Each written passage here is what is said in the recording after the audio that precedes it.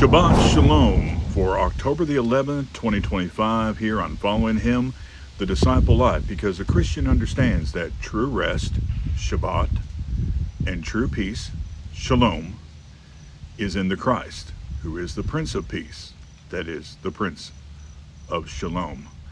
Let's take a moment to consider Ephesians 2:14. Consider Ephesians 2:14. For he himself is our peace, who has made both one, and has broken down the middle wall of separation. Now, this is Paul getting into discussing some things that touch on the law of Moses and how that fits in. And this would be one of those places to consider when we talk about how the law of Moses is no longer in effect. We're under a new covenant, and both the Jew and the Gentile can be a part of that. And that's ultimately the sort of peace that's being talked about here. This is not just a general sense of peace, but consider the spirit of this thing. Consider the attitude behind this thing. Christ comes to bring what? To bring peace. Ultimately, peace between God and man, but also peace among humanity in him. Now, right now, I am seeing an incredibly disturbing trend online.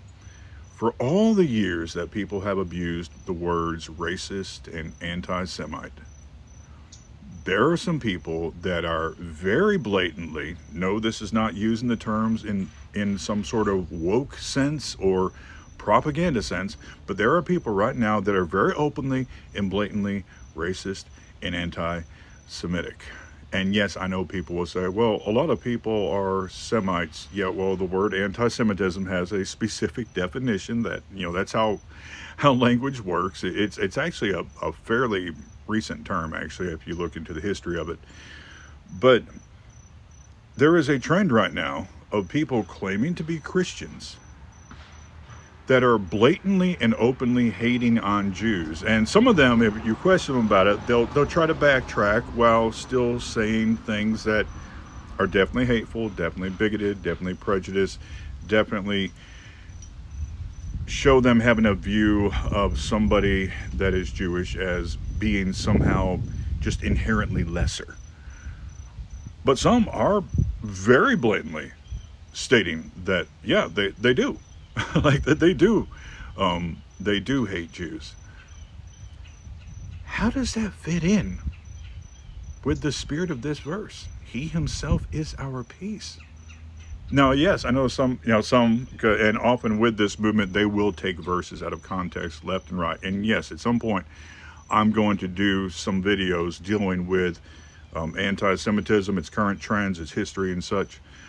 But someone said, well, Jesus did not come to bring peace, but a sword. Well, look at what he was saying there. And then look at other places where he's talked about, like in the sense we have here in Ephesians 2:14, or when he talks about leaving peace with his disciples and these things. So obviously it depends on the context, how it's being used. In one sense, he came to bring a sword, but his purpose was not to drive a further gap between the Jewish and Gentile people. All the first Christians were Jewish. Jesus himself was a Jew. Anybody that contests that is contesting history and scripture, and the two go hand in hand.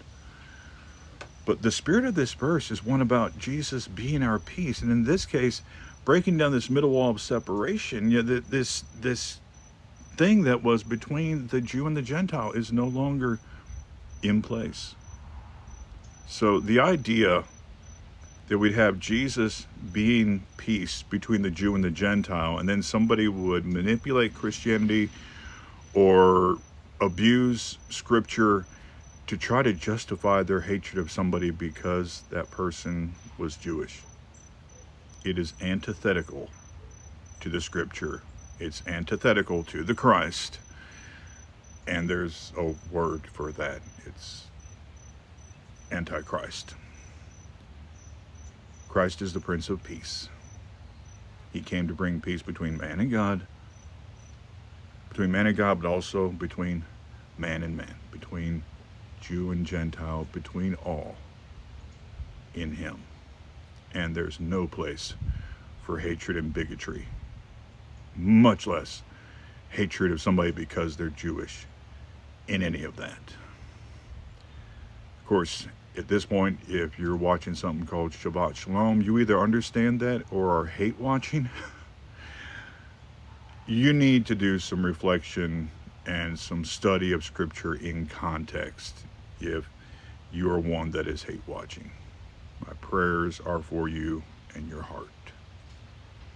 Thank you for being with me. You have a great rest of the day. Shabbat Shalom.